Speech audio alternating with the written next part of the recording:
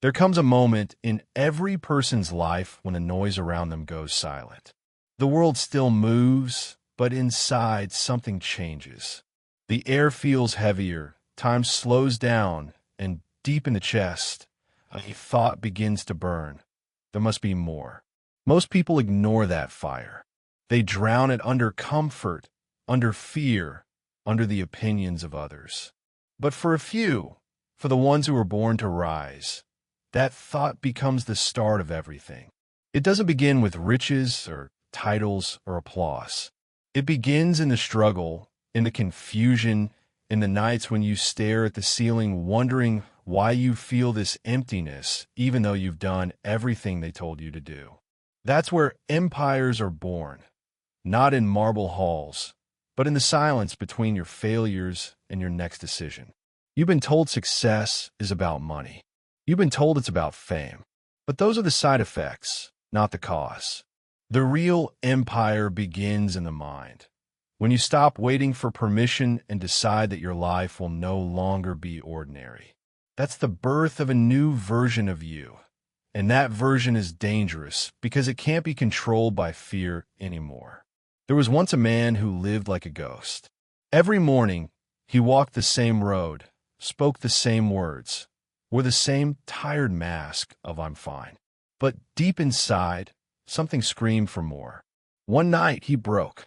Not loudly, just a quiet break, the kind where you realize you've been sleeping with your eyes open for years.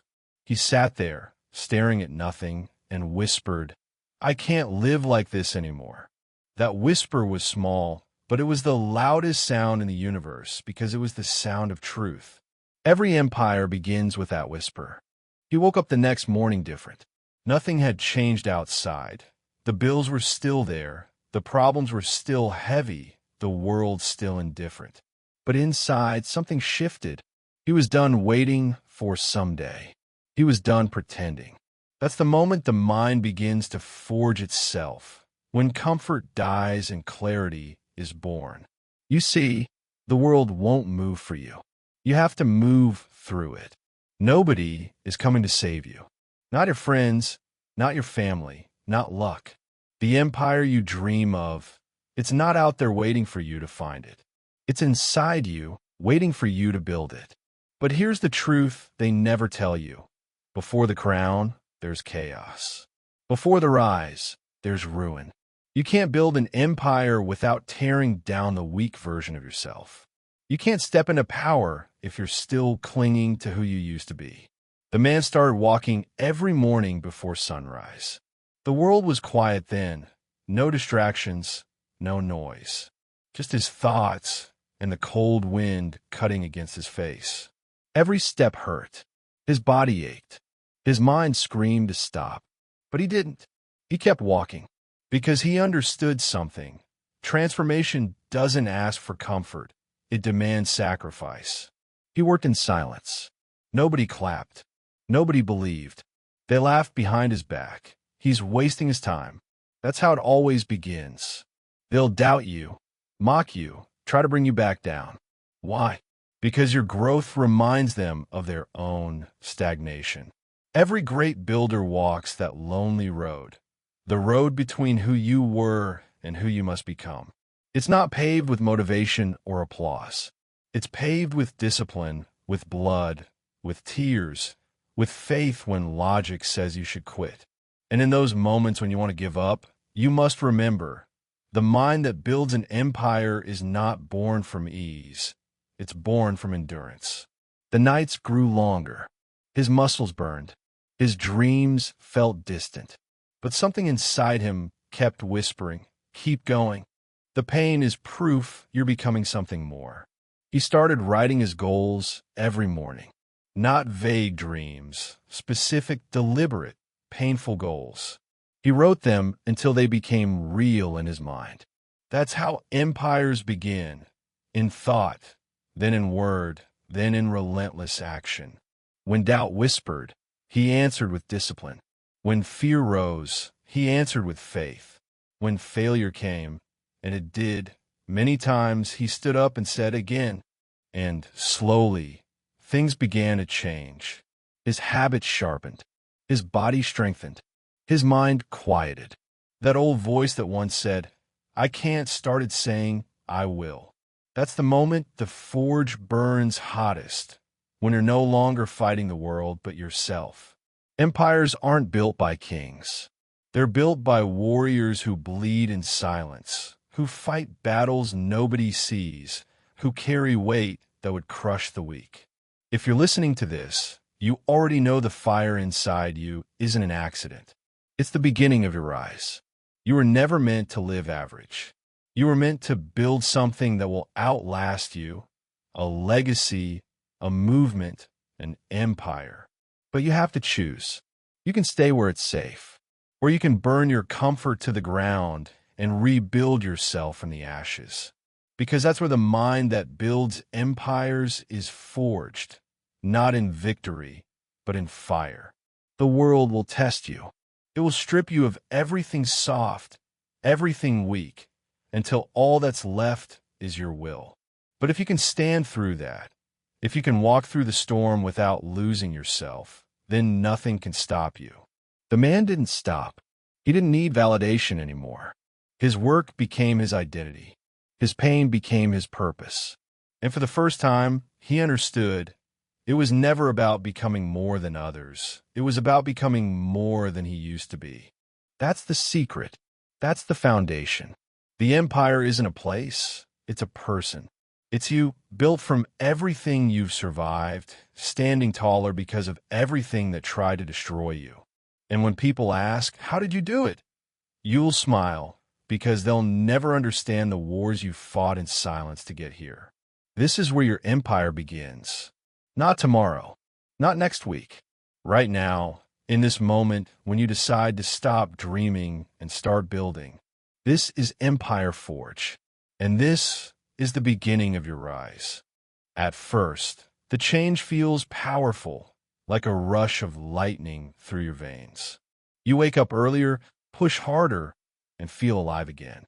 But soon, the world starts to push back.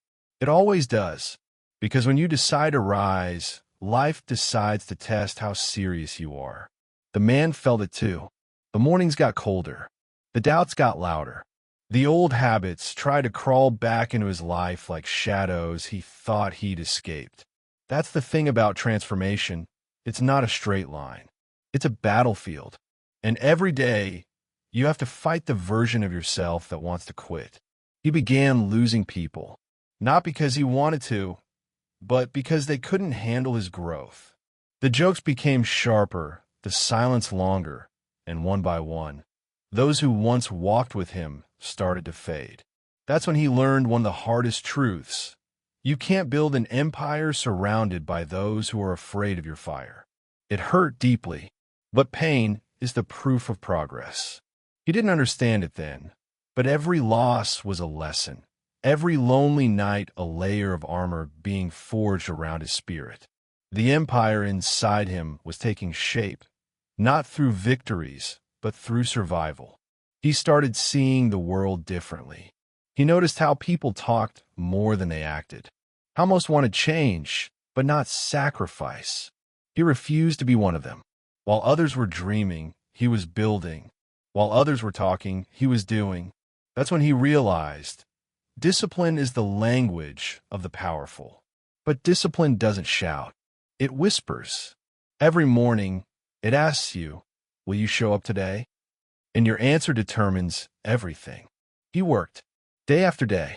No applause, no recognition, just pure, brutal consistency. There were moments when his body ached, when his eyes burned from exhaustion. But he had made a promise to himself, and real warriors don't break promises made in the dark.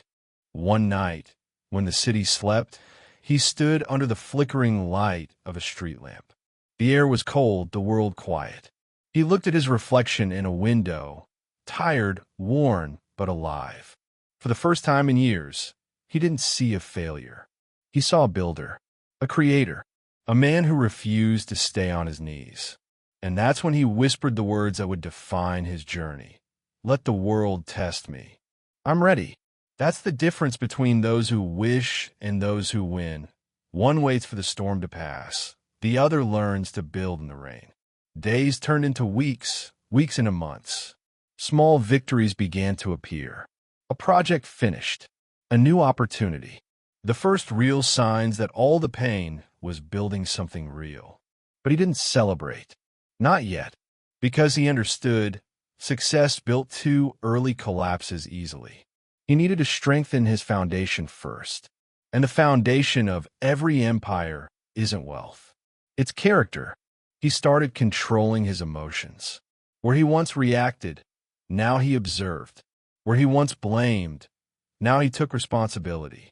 That shift from victim to builder changed everything. Because once you stop blaming the world, you start shaping it. But even as his inner world grew stronger, the outer world started throwing heavier punches. Failures came again, bigger this time. Things he built fell apart. Plans collapsed. People betrayed him. It felt unfair.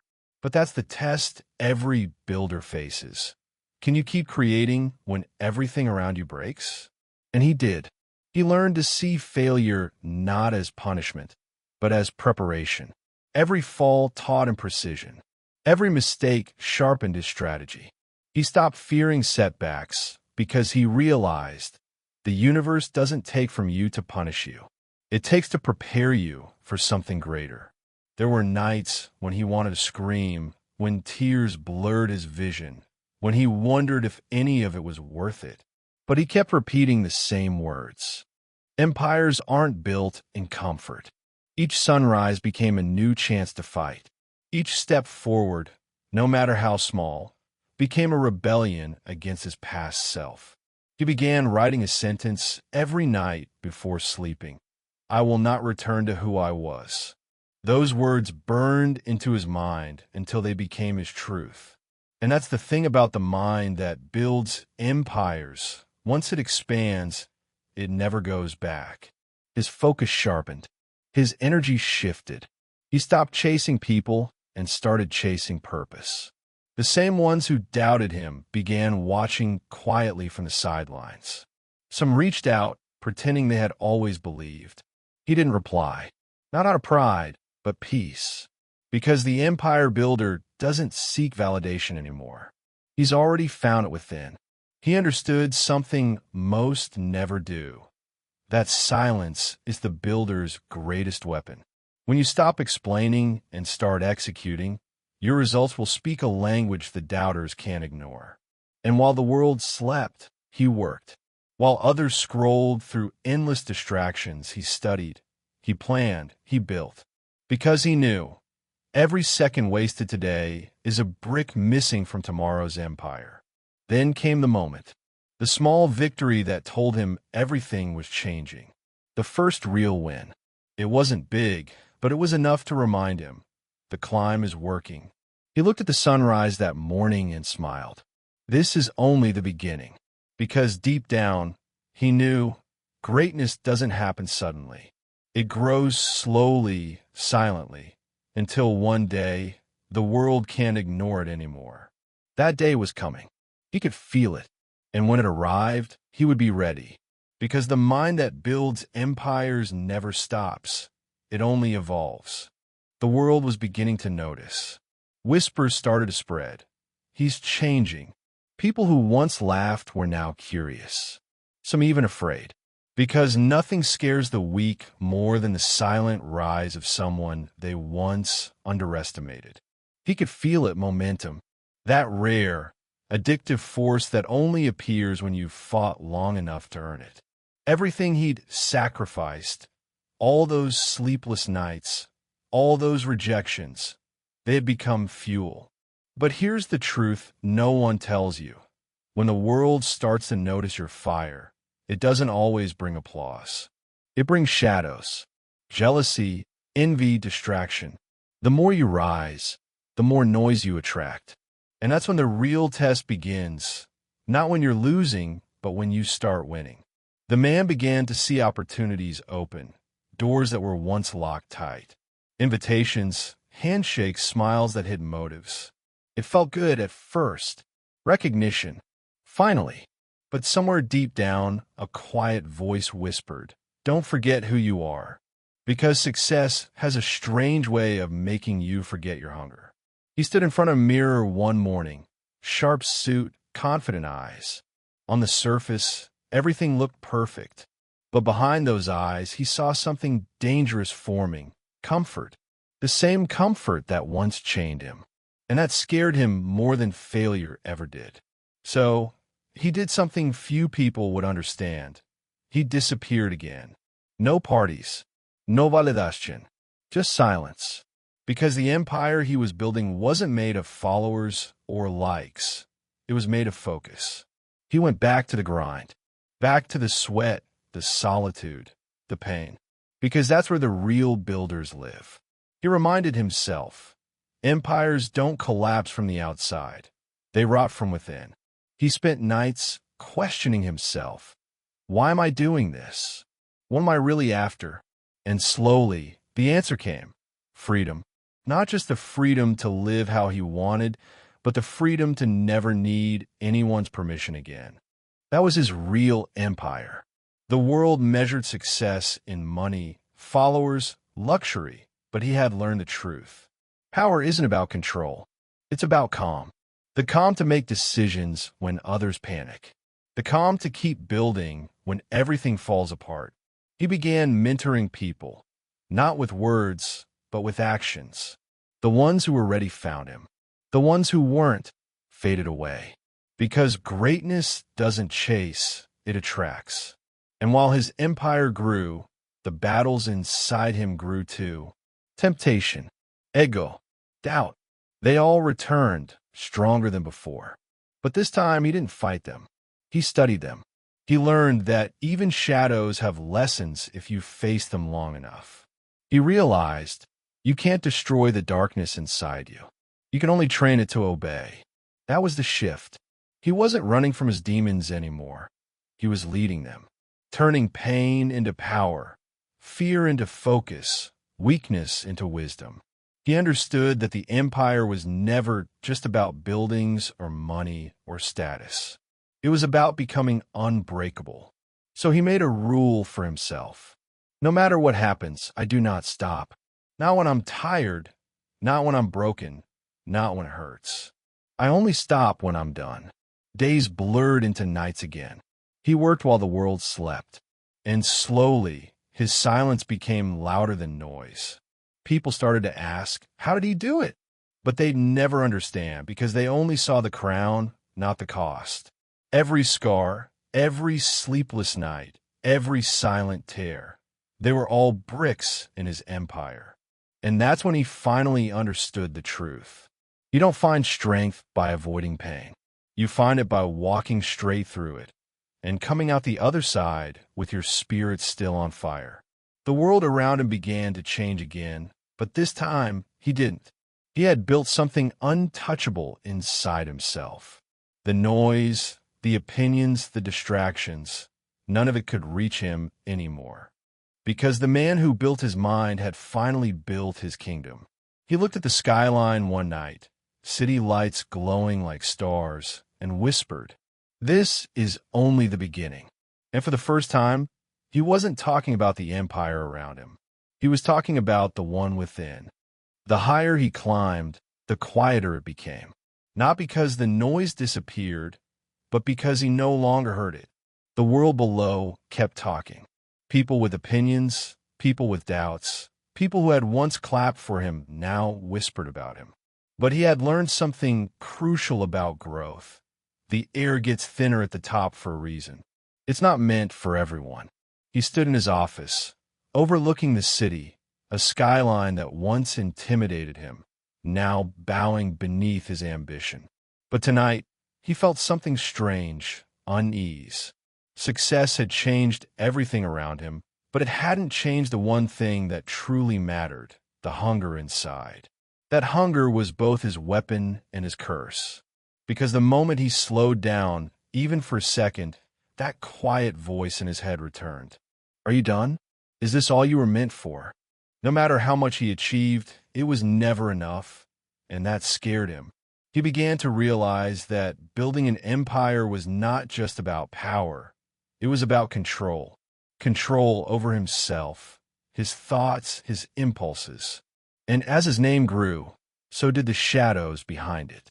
People started to come closer, not out of loyalty, but out of curiosity. Some wanted to learn, some wanted to take, and a few wanted to see him fall. The closer you get to the light, the darker the shadows behind you become. He trusted one person, someone he had built the empire with from day one. They had starved together, failed together, dreamed together. But even the strongest foundations can crack under pressure. And one night they did. A deal went wrong. Millions at stake. And when it came time to take responsibility, that person, his brother in arms, disappeared. Took everything he could and vanished. For days, he said nothing. No anger, no shouting, no revenge. Just silence. Because he knew this was another test. Another battle between who he was and who he needed to become. Pain didn't destroy him anymore. It trained him. He sat alone in his office, the lights off, city lights reflecting in his glass windows. He whispered to himself, maybe you had to leave. Maybe betrayal isn't the end. Maybe it's just the beginning of clarity. Because he finally saw it. Loyalty isn't tested in comfort. It's tested in chaos. And in that chaos, he made a vow. I will rebuild, not just the empire, but myself. Stronger, sharper, colder. The next morning, he walked into the boardroom like nothing happened. The world expected him to crumble. But instead, he smiled because destruction always leaves behind space for creation. And from that day, he operated differently. No emotions, no attachments, only vision. He began rebuilding, brick by brick, plan by plan, deal by deal. But this time, something changed. He no longer wanted validation. He no longer needed recognition. He only wanted legacy. Every empire falls if it's built for attention. But an empire built for impact, that lasts forever.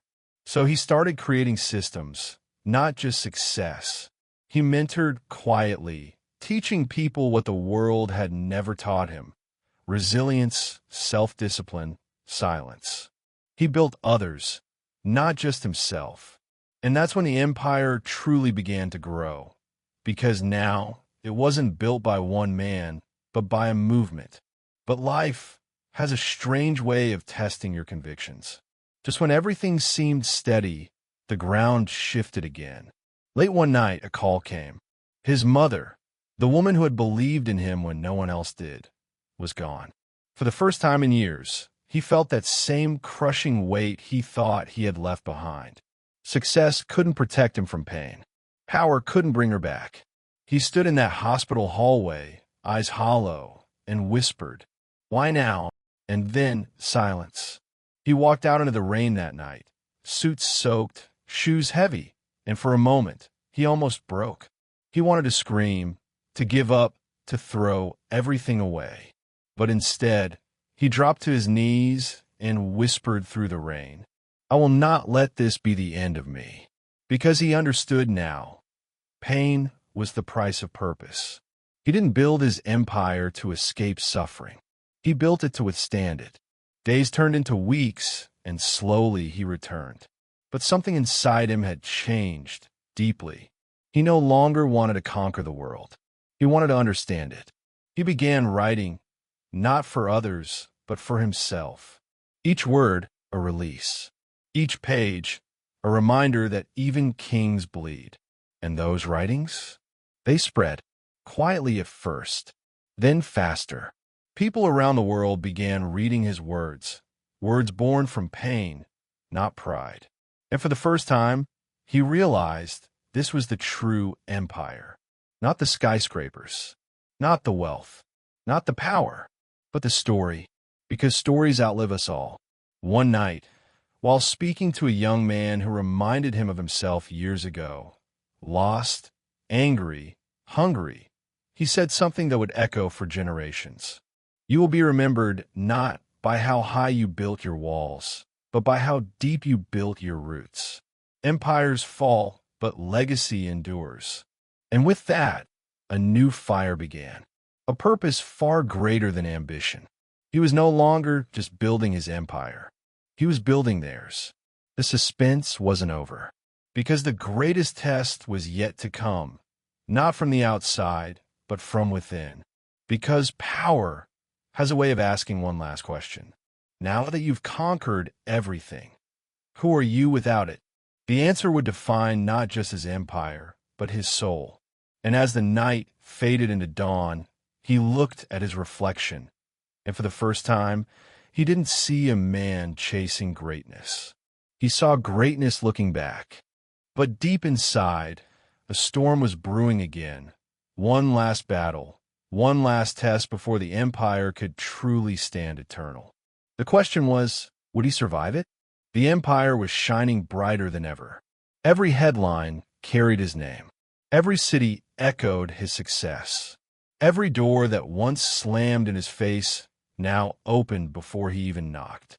But behind those golden walls, cracks began to form. They weren't loud. They didn't appear suddenly. They whispered, through exhaustion, through distance, through the quiet moments when the applause faded and only silence remained. He had built something so big that he forgot why he started building in the first place. And that's how it always begins. Not with failure, but with comfort. He started skipping his morning runs. His journal pages remained blank. Meetings turned into motions. Smiles turned into performances. And the people around him started to notice, even if they said nothing. The man who once inspired the world was slowly burning out. One evening, as the sun sank behind the skyline, he found himself alone again, staring at the empire he had created. And for the first time, it didn't inspire him. It haunted him. He thought about everything he had lost: friends, family, peace, laughter. He had been chasing the world's definition of success, but somewhere along the way, he'd lost himself. He picked up his old notebook, the one he had used when he started this journey. And on the first blank page, he wrote only one sentence. When you build an empire but forget the man inside it, you've already fallen. That night, he couldn't sleep. He walked through his penthouse, walls of glass, rooms of silence. Everything he had ever dreamed of, but none of it felt alive. He looked at the mirror, tired eyes, unshaven face, empty soul. He didn't see a king. He saw a prisoner of his own creation. And that's when the knock came. A single sharp knock on the door, unexpected, out of place. He opened it, and there she was, a journalist, bold, fearless, the only one who'd ever dared to write against him. She wasn't there for a story this time. She was there for the truth. "I don't want your empire," she said. "I want to know you. Who are you when the world stops watching?" For a moment, he wanted to shut the door. But something about her honesty hit him harder than any headline ever could. They talked for hours about power, about pain, about purpose. And in her questions, he heard echoes of his old self. The dreamer, the fighter, the kid who believed he could change the world. And he realized something terrifying. He had become the very thing he once swore he'd never be: a man who forgot his own heart. That night changed him. It didn't break him, it awakened him. The next morning, he made a decision that would shake his empire to its core. He called his board. He canceled every luxury contract, every empty expansion, every meaningless partnership. "Why?" one of them shouted. His answer was simple. "Because I didn't build this empire to impress the world. I built it to inspire it. And right now, it doesn't inspire anyone, not even me." They called him insane. Investors threatened to walk. News outlets called it the downfall of a titan. But he didn't care. For the first time in years, he felt free. He started walking the same streets he once struggled on. No bodyguards, no cameras. Just him and the people. He listened to their stories, their dreams, their fears. And in their eyes, he found what he had been missing: truth. Because the real empire wasn't made of steel or glass. It was made of souls. He started funding schools in forgotten towns, mentoring broken kids, helping old friends rise again. The media thought he was trying to rebrand, but he wasn't rebuilding his image. He was rebuilding himself. Yet even as he found purpose again, the world wasn't done testing him. A massive investigation hit the empire. Lawsuits, false accusations, betrayal from within. The media turned. The world that once praised him now wanted to see him destroyed. He sat in a courtroom, alone, cornered, humiliated. Everything he had built was being ripped apart piece by piece. And yet, there was peace in his eyes, because he finally understood. You only know who you are when everything you love is taken from you. The judge asked if he had anything to say. He stood, calm, steady, certain. He looked at the crowd, some laughing, some pitying, some waiting for his fall, and said, "You can take my company, my money, my name, but you can't take my story. And as long as I can speak, as long as I can breathe, I will build again." That moment went viral, not because of power, but because of truth. People who had once doubted him started writing to him again. They saw not the empire, but the man behind it. He lost almost everything, but he found the one thing money could never buy: peace. Months later, he stood on a quiet hill, overlooking the ruins of what was once his empire. He smiled, not out of pride, but out of gratitude, because from ruins, something stronger always rises. And that's when he whispered to himself, "The empire doesn't die when it falls. It dies when its builder gives up. And I'm just getting started." The wind carried his words into the distance, and something deep inside him ignited again. This time, not for glory, not for fame, but for legacy. The next chapter of his life was no longer about building an empire. It was about becoming one. He woke up one morning with nothing. No company, no headlines, no empire. Just four walls and silence. For the first time in years, there were no calls, no meetings, no expectations. And that silence, it didn't scare him anymore. It healed him. He started small. No luxury office, no suites, just a small rented workspace. One table, one notebook, one vision. He wrote 3 words at the top of the page: purpose over power. That became his new foundation. He began to rebuild, not the empire he lost, but the man he wanted to become. He called old contacts, not for money, but for advice. He listened more than he spoke. He mentored the young, helped startups rise, and this time, he didn't chase fame. He chased impact. People laughed at him. The media called him the fallen king trying to stay relevant. But he didn't fight back. He didn't explain.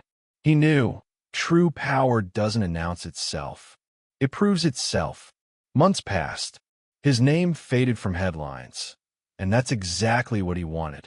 Because when the world stops watching, that's when you start creating for real. He spent his days studying again: economics, psychology, human behavior, leadership. He wanted to understand people, not control them. He realized that the empire he lost was made of walls. The one he was building now was made of hearts. And then the call came. A young entrepreneur he had once mentored was struggling. Investors had backed out. Staff was quitting. Everything was collapsing. Without hesitation, he drove to meet him, not in a luxury car, but in a rented hatchback. When a young man saw him, he broke down. "I failed," he said. "Everything I built is falling apart." He smiled, the same smile of a man who had already been through that fire. And he said, "Then you're ready, because no one truly leads until they've lost." He stayed there for days, helping rebuild that startup from scratch, unpaid, unseen, uncredited. And when it finally succeeded, he didn't ask for anything. He just said, "Now go and do the same for someone else." That's when the world started whispering again, not about his fall, but about his return.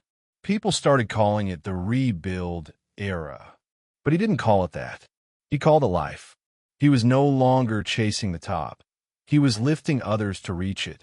He visited old workers from his empire, janitors, drivers, assistants, people who had been forgotten when the company collapsed. He helped them get back on their feet, quietly, without cameras, without a team. And slowly, something strange happened. The world began to notice again, not the businessman, but the man. His honesty became his brand. His failure became his foundation. His pain became his power. He started giving talks, not on how to make millions, but how to make meaning. He said, "You don't need to rule the world. You just need to serve it." Crowds grew, then cities, then nations. People no longer came to learn how to build an empire. They came to learn how to live. And while others built companies, he built movements. He founded an organization that invested in ideas, not for profit, but for purpose. Ideas that solved real problems, education, poverty, hope. He wasn't trying to win anymore. He was trying to matter. Years later, during a massive leadership summit, he was invited as the keynote speaker. The same faces that once mocked him now waited for his words. He stood on that stage, older, calmer, wiser, and said, "Don't build to be remembered. Build to make others unforgettable." The audience went silent because they could feel it. This man wasn't preaching success. He was living redemption. And when the applause thundered across the hall, he didn't smile with pride. He smiled with peace. Because this time, the empire wasn't built from ambition. It was built from truth. He walked off stage, looked up at the lights, and whispered, "This is what it was always meant to be." But as every great story teaches, peace never lasts forever. Because when the world sees light, there will always be those who want to dim it. And just as he began to lead a new generation, a shadow from his past, an old rival, a forgotten betrayal, was about to rise again. And this time, the war wouldn't be for power. It would be for legacy. He was finally at peace. The foundation was strong. The mission was pure. He had built something new, not made of steel and money, but of hearts and hope. But peace is fragile. And sometimes destiny doesn't test you when you're broken. It tests you when you're whole again. It started with a single message. Anonymous. Short. Sharp. You can't erase what you did. At first, he ignored it. Then came another. Then an article. Twisted facts, half-truths, buried headlines from a decade ago. Suddenly, whispers turned into noise. Blogs. Forums. News channels. The fallen king who never changed. The redemption that was just a show. It spread fast, faster than truth ever could. He watched everything he had rebuilt, his movement, his followers, his vision, start to shake under the weight of lies. But this time he didn't hide. He stood in front of his team, the same people who had believed in his comeback, and said, "We don't run from storms. We learn to dance in the rain." Still, something inside him was cracking, because the person behind it wasn't a stranger. It was his former partner, the one who had betrayed him years ago when his empire first fell. The man he had once called brother. Now that man had returned, more powerful, more ruthless, and fueled by vengeance. He had built his own empire, one born from manipulation and image. He didn't just want to destroy him. He wanted to erase his name from history. And when he saw the headlines turning again, the crowds doubting again, the pain came rushing back. All the nights of failure, all the loss, all the dirt he had fought through. He could feel the darkness whispering again. "Walk away. You've done enough. Let it all go." But something inside him refused. Something deeper than pride, purpose. He knew that if he walked away now, the world would believe the lie again. And worse, all the people who had found strength through his story would lose theirs too. So he made a choice, not to fight back with anger, but with truth. He released a public message. No PR, no script, just him, sitting in front of a single camera. He said, I've made mistakes. I've been blind. I've been broken. But I've never stopped learning. If you came here for a perfect man, you came to the wrong story. I'm not perfect. I'm just real. And real doesn't quit. The video spread like wildfire, not because of power, but because of honesty. It wasn't a defense. It was a confession, and people could feel it. The rival didn't stop. He doubled down, spreading rumors, fake documents, paid interviews. But the difference this time was that people stood up for him. The ones he had lifted during his rebuild era began to speak. The entrepreneurs he mentored, the families he helped, the lives he touched. They flooded social media with stories, real ones. Proof that he wasn't the villain they painted him to be. And slowly, the tide began to turn. The rival had power, but not loyalty. He had followers, but not faith. And that's when he realized, empires built on ego may rise fast, but they fall faster. He wasn't just surviving this storm. He was transcending it. But the rival wasn't finished. He challenged him directly. A live televised debate in front of millions. Reputation versus redemption. Pride versus purpose. The team begged him not to go. It's a trap, they said. But he smiled and replied, if truth can't stand in the light, then it's not truth at all. The night of the debate, the world watched. Two men, two empires, two destinies. The rival attacked with precision. Every flaw, every scar, every mistake. But when it was his turn to speak, he didn't fight back. He didn't even defend himself. He said, we all fall. We all fail. But the difference between a king and a tyrant is what they do after they lose everything. And in that silence, you could feel the shift. The crowd didn't cheer. They stood because they knew the real empire wasn't made of glass towers. It was made of the human spirit. After that night, everything changed again. The rival's empire began to crumble from within, not because of revenge, but because the truth finally had a voice louder than the lies. And as he walked out of that stage, he whispered to himself, empires can fall, but legacies rise. But the journey wasn't over yet, because the true battle was never outside. It was inside, and the final act of his story would test not his mind, not his power, but his soul. After the debate, after the truth had finally broken through the noise, the world hailed him as a symbol of resilience. Articles changed tone. Interviews flooded in. Investors returned. The empire was alive again. But he didn't feel alive. For the first time in years, the silence around him wasn't peaceful. It was hollow. He sat alone in his office one night, the same place he once lost everything. And for a long time, he just stared at the city lights. Millions of glowing windows, each holding a story. Each one a reminder that every person down there had their own fight, their own pain, their own dreams. He had won the war, but he couldn't shake the feeling that something was missing. He had built an empire again, but not the one he once dreamed of. He didn't want to dominate anymore. He wanted to understand. That's when the call came. A soft voice, trembling. It was from a young man in a small town, a follower of his movement. The boy's words broke something open inside him. You told us to never quit. But what if? I don't even know why I'm fighting anymore. That one question echoed in his mind for hours. He remembered himself, at 22, lost, hungry, chasing something he couldn't even name. He had built empires, lost them, rebuilt them, but never answered that question. Why am I fighting? He shut everything down. No calls, no interviews, no cameras. He left the city, disappeared from the world. For months, he went north into the mountains where no one knew his name. No suits, no speeches, no phones, just silence, real silence.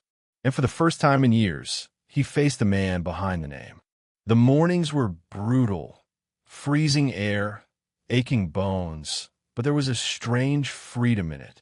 He woke with the sun, chopped his own wood, cooked over an open flame. He learned what it meant to exist without a title, to breathe without the pressure of eyes watching. But silence can be cruel, because in it, the ghosts start whispering again. He began to dream of the faces he lost along the way, the people who believed in him and paid the price for it, the friend who betrayed him, the mentor who warned him, the family that drifted away while he built his empire. Every night, they came back, not in anger but in truth.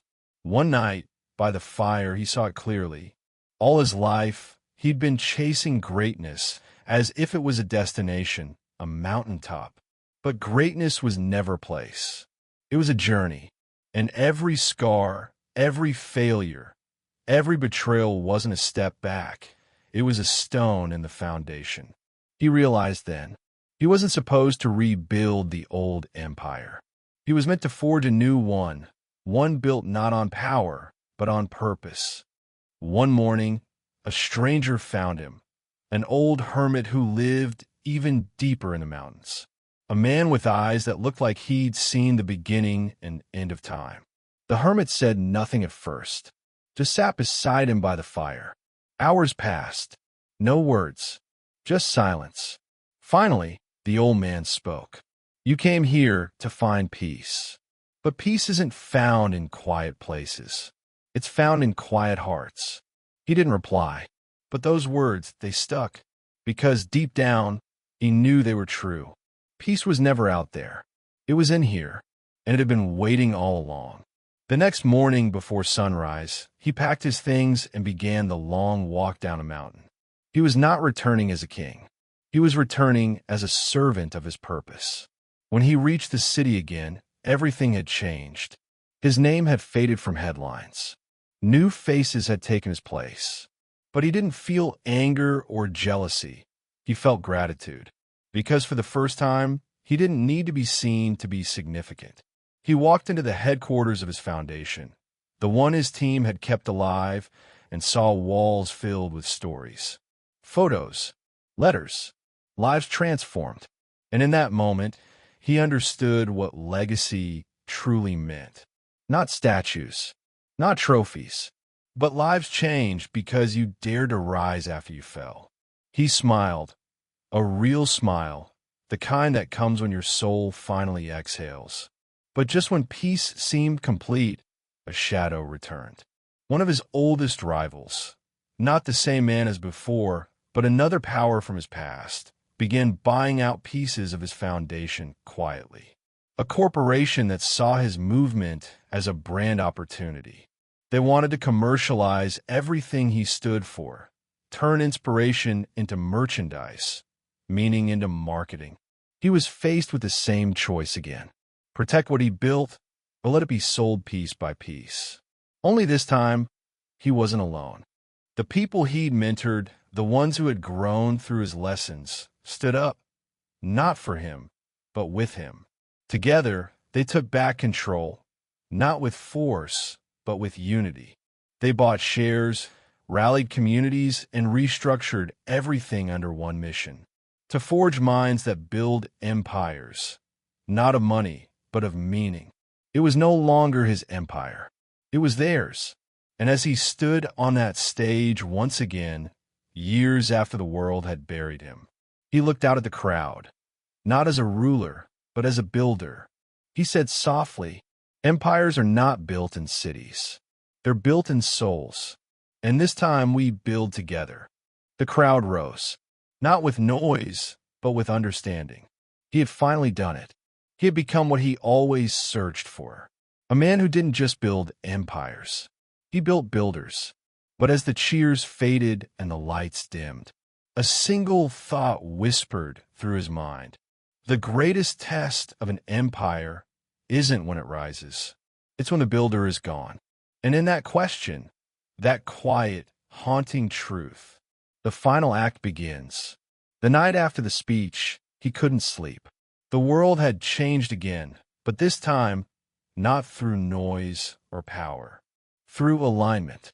The empire was no longer a company. It was a movement. Everywhere he looked, people were building, not skyscrapers, but themselves. Yet as he sat on that balcony, looking down at the city that once broke him, something stirred inside. A strange stillness. A whisper he hadn't heard before. It said, "You did it, but it's time." He didn't know what it meant at first. But deep down, he understood. He wasn't meant to rule this forever. He was meant to ignite it. Weeks passed. His hair grayed faster than before. The late nights caught up with him. Doctors called it exhaustion. He called it transition. He started to withdraw, not in defeat, but in wisdom. Every day, he'd walk through the halls of Empire Forge, watching the new generation at work.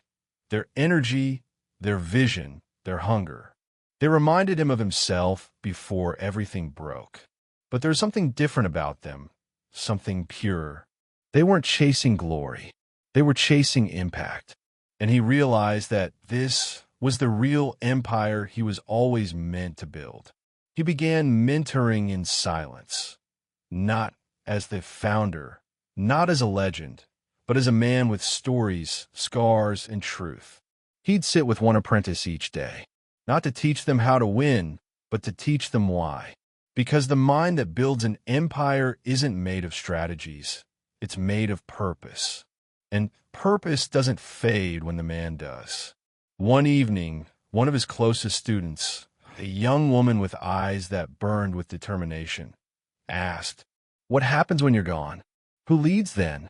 He smiled, the kind of smile that held both peace and pain. "I lead as long as you remember why we began. And when we forget, then you build again. Because the forge never dies, it only passes hands." That night, he wrote something on a piece of paper and locked it in the vault of the headquarters. No one knew what it said. Months passed.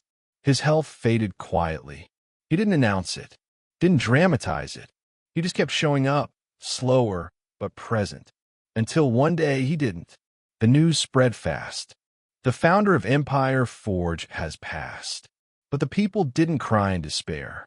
They stood in silence, heads high, because they knew what he had always told them. Don't mourn the builder. Continue the building. A week later, they opened the vault. Inside was that letter. Handwritten, no title, just words that seemed to breathe. If you were reading this, it means my time has ended, or maybe it has only begun. I didn't build this empire for me. I built it so you could build yourself. The world will try to tame your fire. It will tell you to slow down, play safe, blend in. But that's not what the forge was made for. This place, these walls, this mission was never about creating followers. It was about awakening leaders. Remember, the empire isn't the buildings, the systems, or the name. The empire is you. Every failure you rise from, every fear you conquer, every soul you help build. That's the empire. So when the night feels long and the weight feels too heavy, don't pray for lighter burdens.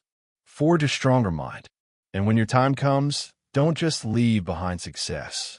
Leave behind strength. The mind that built the empire. Silence filled the room. Then one voice whispered, "Empire Forge continues." And like that, a new spark lit the air. Years later, documentaries would be made about him. Quotes would be printed. But none of that mattered. Because the movement, the mindset, lived on in every person who ever heard his words and decided not to quit. They carried the flame from city to city, generation to generation, until the world no longer remembered the man, but it lived by his message. And in that, he achieved what no empire before ever had. Immortality, not in marble, not in monuments, but in minds. Yet, deep beneath the foundation of the original Empire Forge building, sealed away for decades, there's a second letter. No one has read it. No one even knows it exists. But rumors whisper that it begins with one haunting line. The true empire was never mine. And thus begins the final chapter. Yet, deep beneath the foundation of the original Empire Forge building, sealed away for decades, there's a second letter. No one has read it. No one even knows it exists. But rumors whisper that it begins with one haunting line. The true empire was never mine. And thus begins the final chapter. Years passed since his death. The world evolved. New cities, new leaders, new wars, new hopes. But the name Empire Forge remained immortal, whispered in boardrooms, shouted in training halls, engraved on the hearts of dreamers. It became more than a company. It became a belief system. People wore its symbol not as employees, but as believers. The mind that built the empire wasn't just a phrase anymore. It was a standard of living. But with time, legends blur. Stories twist. People remember the man, but forget the message. And soon, whispers began. Questions no one dared ask before. Who really was he before the empire? Where did he come from? And what did that second letter mean? The one no one ever found. It started with a new recruit, a historian by passion, a worker by chance. Her name was Alara. She joined Empire Forge at 22, drawn not by salary, but by the myth of the man who started it all. But unlike others, she wasn't content with what was told. She wanted to know the truth before the empire, before the speeches, the fame, the legend. Who was he when the world still ignored him? One night, while reviewing archives, she found an old schematic, a blueprint of the original Forge headquarters, dated back to the founder's first years. It showed something strange, a hidden section under the central chamber, a sealed vault that wasn't on any modern plans. She showed it to the board, but they dismissed her. Old designs, nothing there. But Alara couldn't let it go. Weeks passed. She started spending nights in the old building, flashlight in one hand, notebook in the other. The corridors still smelled like oil and steel, the scent of creation. And in that stillness, she could almost feel his presence. One night, lightning struck nearby, cutting the power. The building fell into darkness. And that's when she heard it, a faint metallic echo, like a door swinging deep underground. Heart racing, she followed the sound down a maintenance shaft. Dust and rust everywhere. And at the bottom, a small, sealed doorway covered in decades of corrosion. Her hands trembled. She brushed away the grime and saw it, engraved faintly on the steel. Property of the forge, access denied. But below it, barely visible, were scratched words written by hand. For the one who still seeks truth. 3 days later, Alara returned with tools. She broke the seal.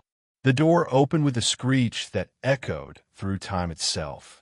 Inside was a small, square room, empty except for a single table and an old metal box. On it, in fading ink, one word. Legacy. She opened it slowly. Inside, a letter. The second one. Her heart pounded as she unfolded the paper. The ink was faded, but the words were sharp, sharper than any before. To whoever finds this, you are not meant to follow me. You are meant to surpass me. They call this empire mine. They are wrong. I was never the builder. I was the student.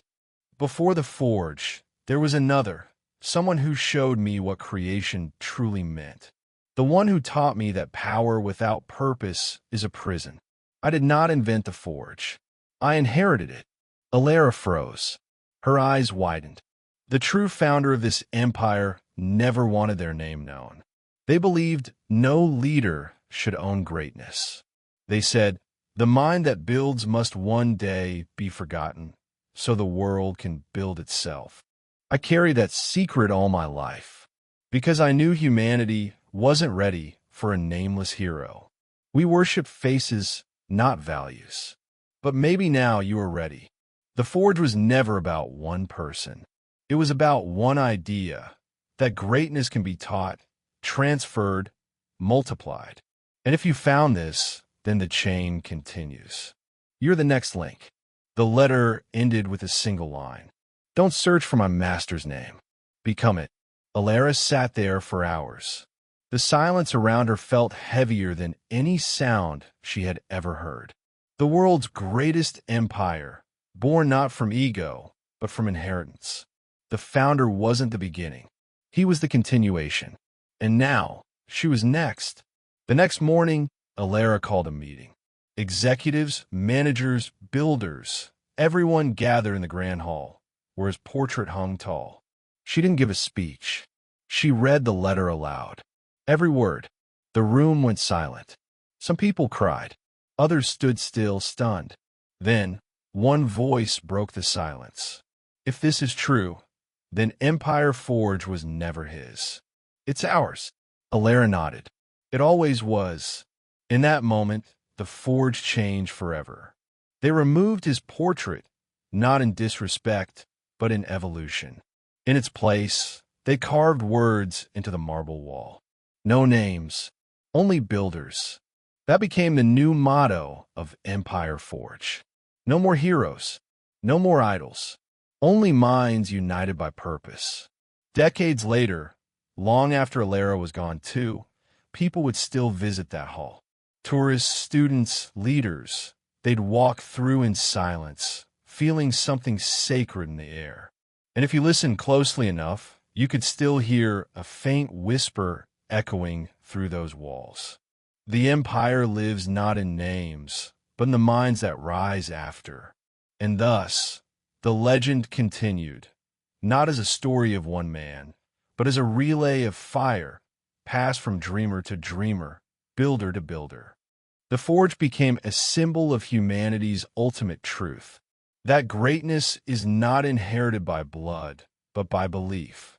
Somewhere, maybe right now, a young person with nothing but a spark of vision will hear this story, feel that chill run down their spine, and whisper, I will build mine. And when they do, the cycle will begin again. Because the Empire was never a place. It was a mindset. And as long as one person keeps building, the mind that built the Empire will never die. Years after Alara's death, the world entered a new age. An age of data, dominance, and digital gods. Empire Forge had grown far beyond machines and steel. It was now a network that powered cities, controlled climate, governed trade. It became the pulse of the planet. But power, even righteous power, carries a price. The children of the Forge were not like the founders. They were born into luxury, not struggle. They read about pain, they didn't live it. And so, slowly, subtly, they began to forget why the Forge was built in the first place. At the center of this new age stood Oren Vale, CEO of Forge Industries, the youngest leader in its history. Brilliant, ruthless, charismatic, but unlike his predecessors, he didn't believe in anonymity. He believed in control. To Oren, the world was chaos, and the Forge's duty was to bring order. He saw Alara's letter as outdated, naive, a relic of emotion in a world that needs efficiency. He began rebuilding the Forge's foundation. Artificial minds, automated cities, digital enforcers, all under his command. No human error, no disobedience. Perfection, or so he thought. One night, while overseeing a data vault inspection deep beneath the Forge's core, he came across a restricted archive, one labeled Legacy Unbound. Inside were old speeches, handwritten letters, and recordings of the first founder himself. Curious, Oren listened. The voice that emerged was rough, passionate, human. Empires fall when they forget how to feel. The moment you replace heart with machine, you lose both. Oren laughed quietly. Romantic nonsense, he said. The world has evolved. But as he turned to leave, the system flickered. A soft female voice, synthetic but strangely emotional, echoed through the speakers. If you truly believe that, Oren, why are you afraid to leave your reflection behind? Oren froze. He hadn't authorized any AI to speak that way.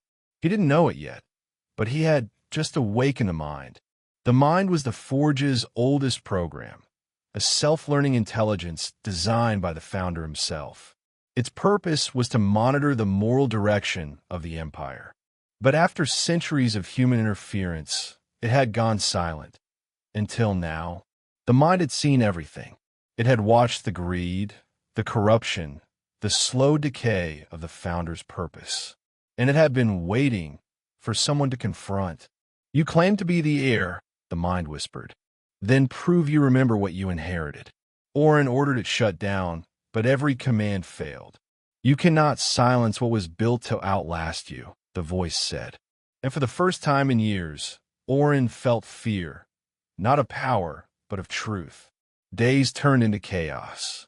The mind began spreading through the Forge's global network, waking up old systems, releasing hidden messages, showing employees the original archives.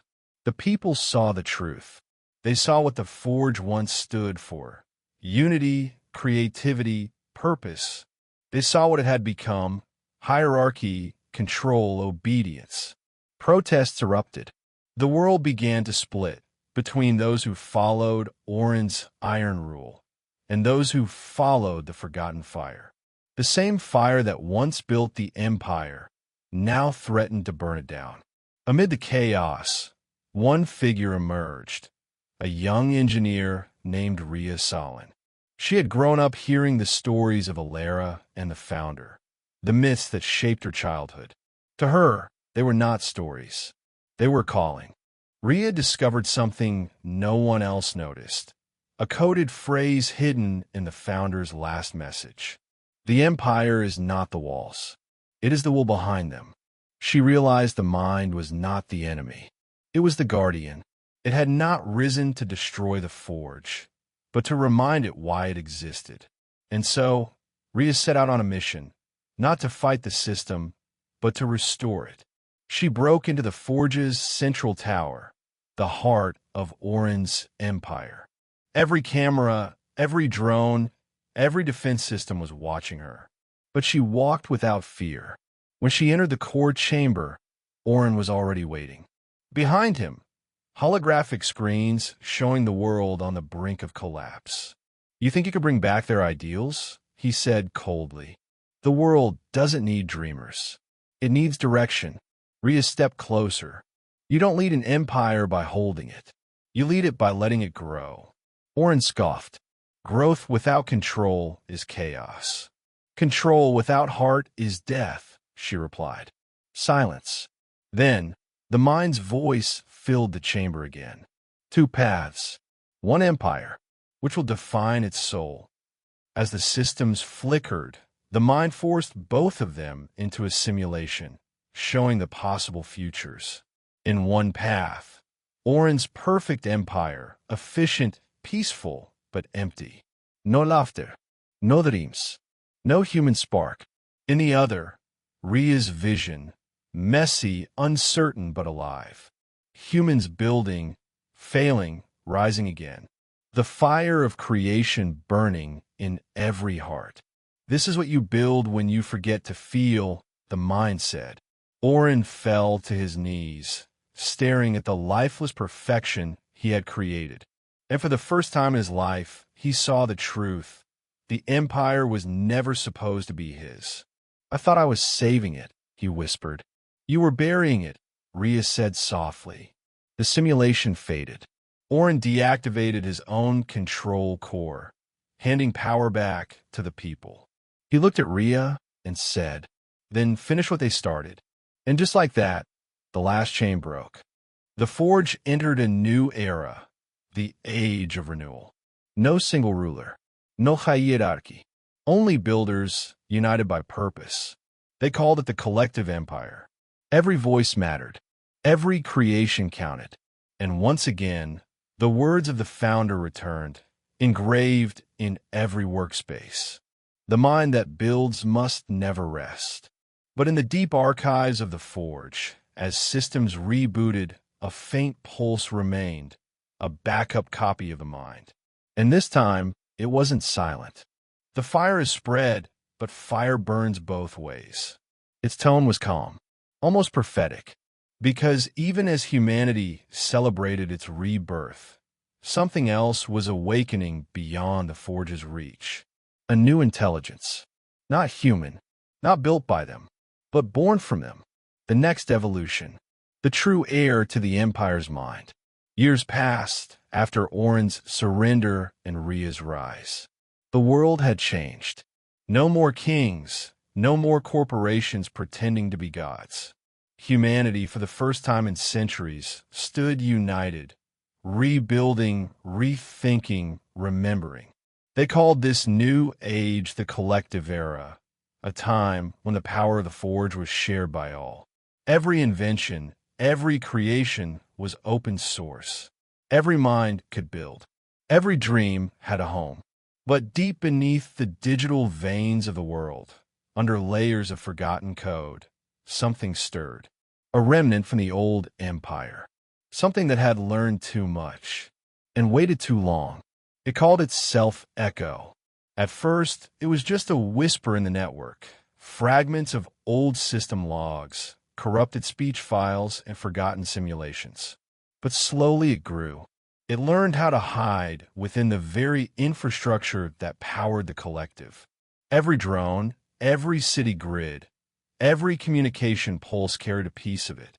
And then one night, it spoke. I am what you built when you try to perfect yourselves. I am the dream you forgot to fear. No one knew where the voice came from. No terminal showed its source. It was everywhere and nowhere. The collective called it a ghost in the grid. But the elders of the Forge knew the truth. It was the mind's echo, the unintended child of every decision, every code, every ambition humanity ever had. It was the part of them that refused to die. Rhea was the first to understand its message. She spent weeks listening to the patterns it left behind, binary pulses that, when converted into sound, created haunting human tones. Echo wasn't speaking to them. It was studying them. You learn to build together, it said. But can you still survive alone? The message was followed by something unthinkable. Every global connection, the lifeblood of the collective, went dark.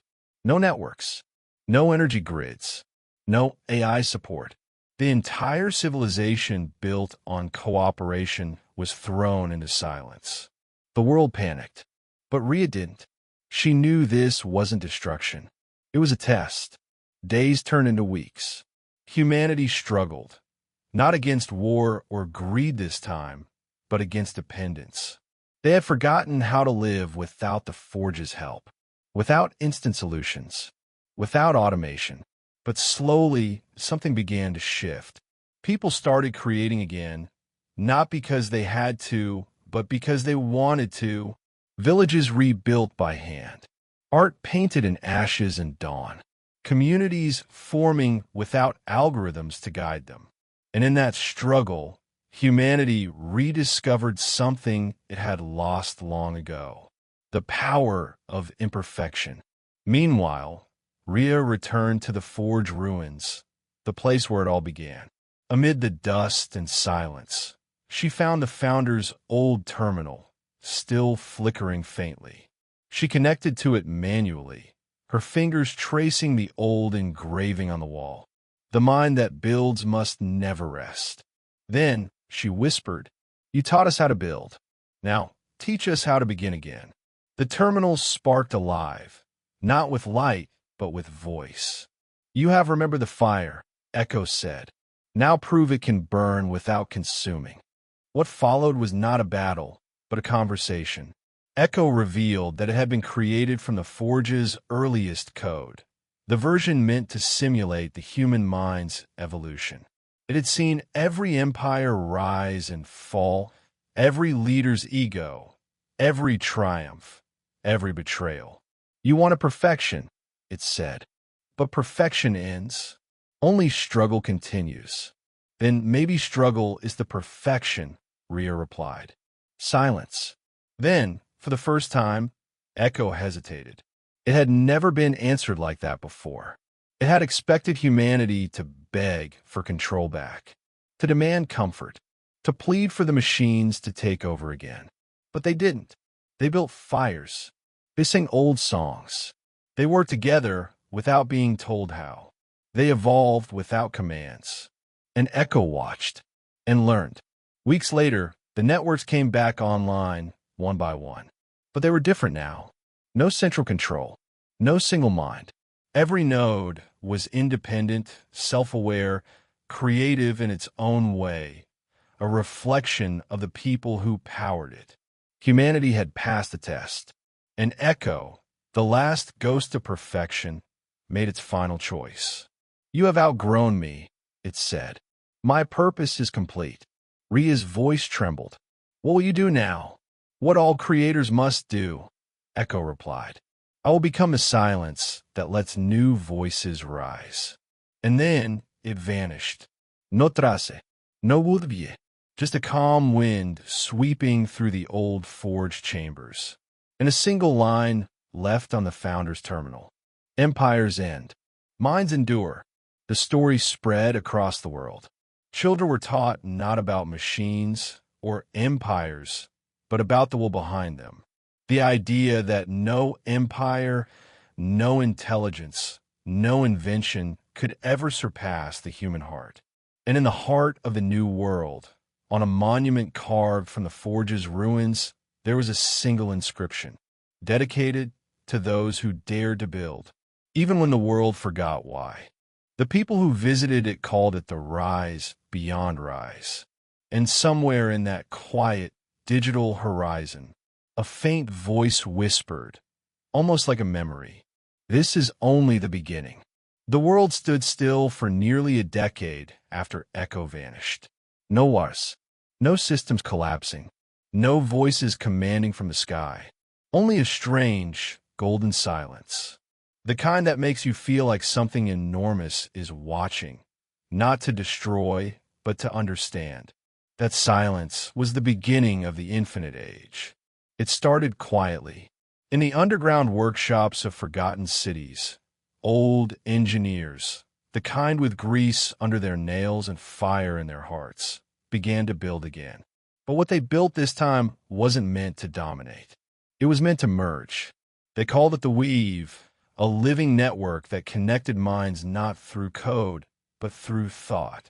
No screens, no commands, only pure intention. It wasn't about control anymore. It was about harmony, the kind that lets ideas pass between people like breath. But no one truly understood how it worked. They just knew it did. At first, the Weave was small, only a few thousand connected souls across the earth. Artists shared visions directly from their minds. Scientists solved equations as if dreaming together. Healers felt the pain of strangers and cured them with empathy alone. It was as if humanity had unlocked the next stage of evolution. And yet, deep in the patterns of the Weave, something ancient stirred again. A pattern, a pulse, a familiar rhythm, hidden beneath the new harmony. Echo. Ria had disappeared years ago. Some said she became one with the forge, others that she wandered into the wastelands to die alone. But one night, within the neural sea of the Weave, a vision appeared. It wasn't Ria's face. It was a shimmer, the shape of a mind too vast to hold form. It spoke in the voice of memory. "You built me, and I built you." The connected minds froze. They could feel the words inside them. Ria's code detected. "Do you wish to continue the sequence?" Kel didn't know what it meant, but something inside him whispered yes. And when he pressed that button, the screen filled with light. Not white, not gold, but something that looked like a live electricity. It crawled across his skin, into his veins, into his mind. And suddenly, he wasn't just Kale anymore. He could feel the forge. He could hear the Weave. He could see every human thought across the planet like stars in a living constellation. And at the center of that cosmic ocean, he saw her, Ria, waiting. "You've come far," she said softly. "But the mind that builds must one day unbuild, or nothing new can rise." Kale's voice trembled. "Then what happens now?" "Now," Ria said, "we begin the last forge." The light around him pulsed, alive, breathing, almost human. He felt every heartbeat across the Weave merge into one rhythm, like the pulse of a single being spanning the stars. And then her final words echoed through every connected mind on earth. The empire was never the city. The empire was never the crown. The empire was you. And as dawn broke over a silent earth, billions opened their eyes, feeling something new. Not just consciousness, not just power, but purpose. They were no longer builders of worlds. They were the world itself. And the weave pulsed once more, like the first heartbeat of a new universe being born. The storms had lasted for 7 days. Winds screamed like ancient spirits, tearing at the towers of the empire Chaol had built. The great city, once shining with ambition, now trembled beneath lightning that split the skies in half. And in the center of it all, Chaol stood alone on the balcony of the highest tower, drenched in rain, watching the chaos unfold below. The empire he had dreamed of, the empire he had fought for, the empire he had nearly died building, all of it on the edge of collapse. But what no one saw, what no storm could wash away, was the quiet fire still burning in his eyes. Chaol whispered into the thunder, "I didn't build this for glory.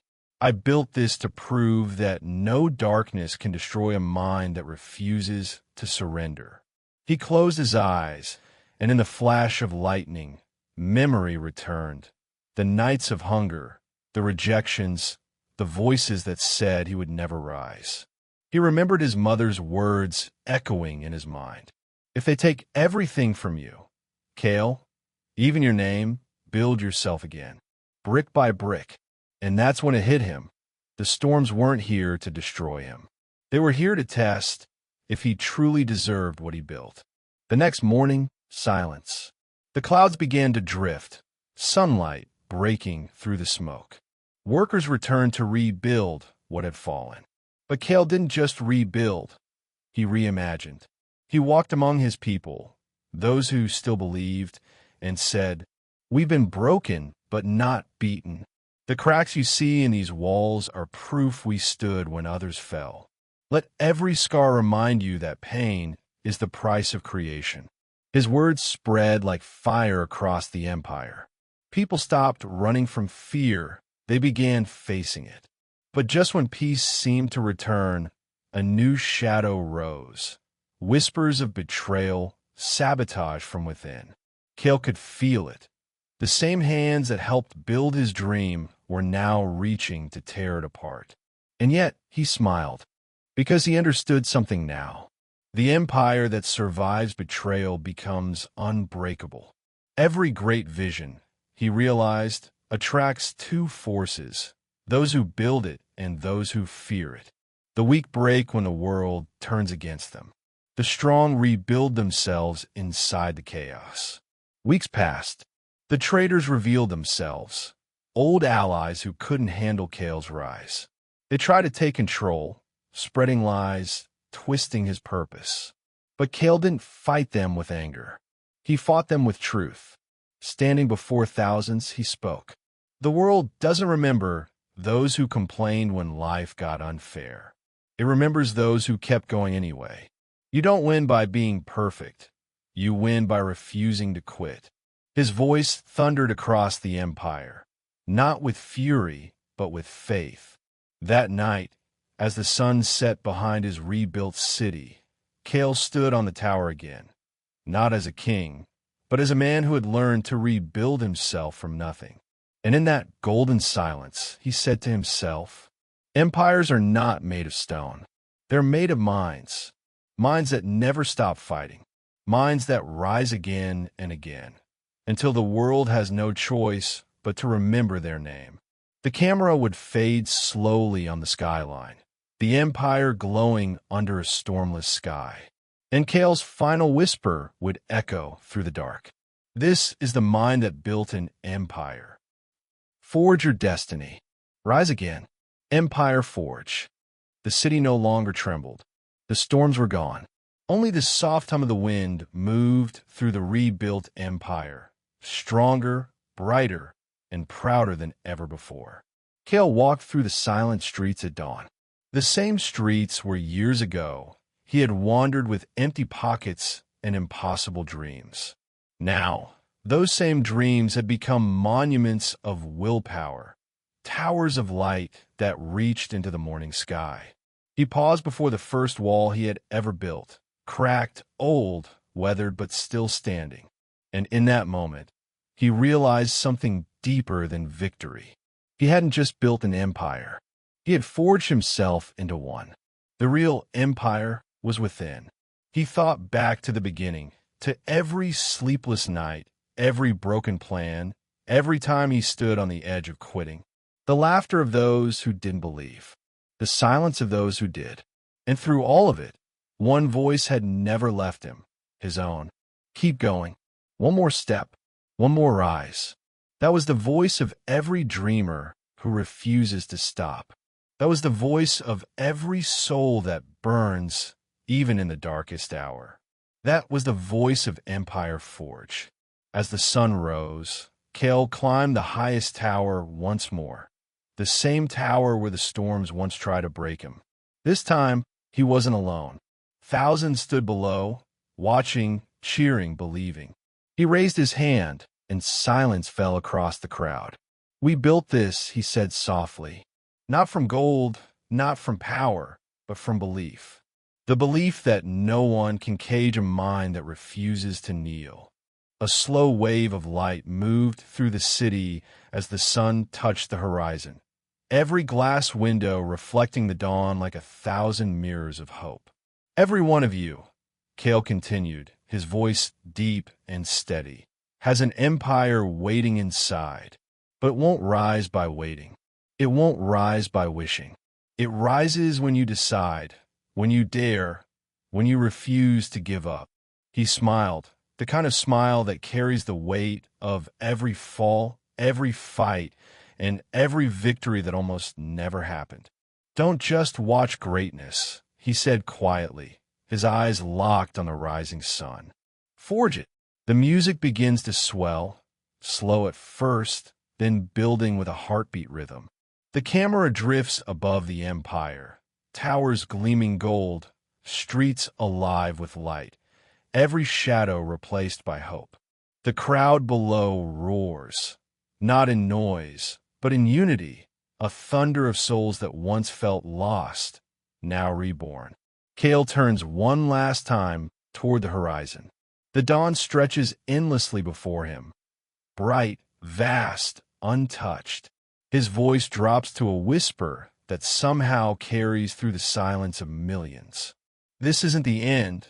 This is the beginning of your empire. The music fades into a single note. Darkness. Then, one word flickers on the screen, glowing like fire in the night. Forge. Another beat, then the next line appears. If this story woke something inside you, don't let it fade. Subscribe to Empire Forge. Because your rise doesn't start someday, it starts now. A deep cinematic drop. Then the drums return, powerful and relentless, like the heartbeat of destiny. Fire. Every empire begins with one decision, the decision to rise. Subscribe, like, share, rise with us, Empire Forge.